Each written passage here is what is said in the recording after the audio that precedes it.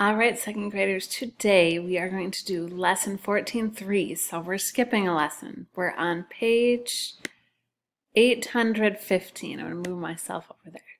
All right, let's take a look at the solve and share.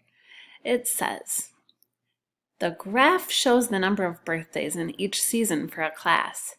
How can you use the graph to write the number of birthdays in this table? Tell how you know. So let's look at the graph. It says on the top that it's birthdays by season, and then it tells me that these are the 4 seasons. So spring, summer, fall, and winter. And then the numbers stand for number of students, and it counts by ones, 1, 2, 3. So each box represents 1 student. So spring, how many students have birthdays in spring? You could either count these boxes by 1, like this, 1, 2, 3, 4, 5, 6, 7. Or what I like to do is go to the end of the bar and then trace down 7.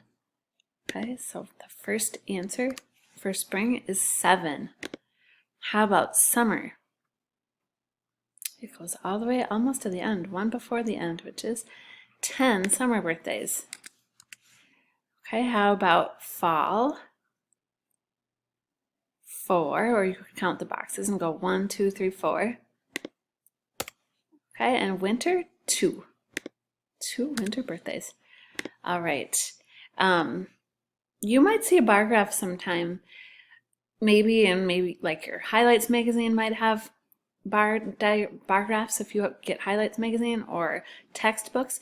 You might see a bar graph sometime that has numbers that don't count by ones. Sometimes they might go by 2s or by 5s or even by hundreds. If the numbers of people who responded were much greater, then it might count by a different number. So it's always really important to check to see what are they counting by, and that helps you understand how much each box represents. Okay?